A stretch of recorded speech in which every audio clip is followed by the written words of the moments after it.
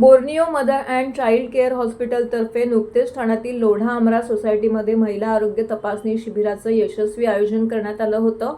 हॉस्पिटलच्या या उपक्रमाला महिलांचा उत्स्फूर्त प्रतिसाद मिळाला असून या शिबिरामध्ये 70हून अधिक महिलांनी सहभाग घेतला. हे शिबिर वरिष्ठ सल्लागार, स्त्रीरोग व प्रसूतीशास्त्र तज्ज्ञ वृषाली पिल्लई यांच्या मार्गदर्शनाखाली पार पडले.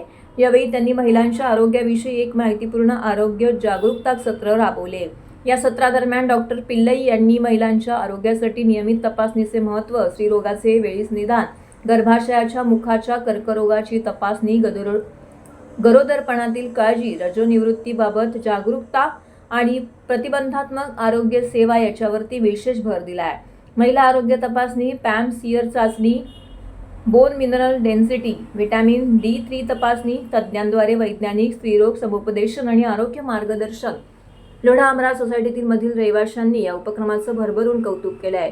येथील अनेक महिलांनी आरोग्य जागरूकता सत्रामध्ये आणि तपासणी मोहिमेमध्ये सक्रिय सहभाग नोंदवला.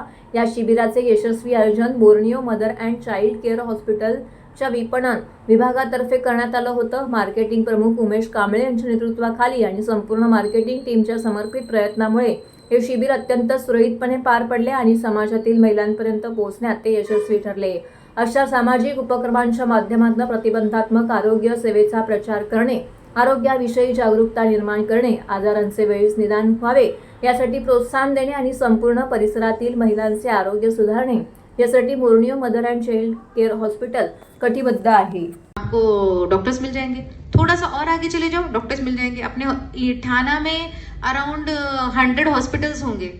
इतना आसान नहीं है यूएस में जाके पैप्समेयर कराना या जाके अपना डेंटल ट्रीटमेंट कराना. We are very lucky to be in India. तो भी अपन केयरलेस है, अपन अपनी ध्यान नहीं देते हैं. We go to the doctors only when we have a disease. But today from this lecture I want to tell you कि कुछ चीजें लड़कियों ने ध्यान देनी चाहिए. बहुत बड़ी लिस्ट नहीं है, 5-6 ही करनी है. क्या क्या करना है? साल में एक बार सोनोग्राफी करनी है,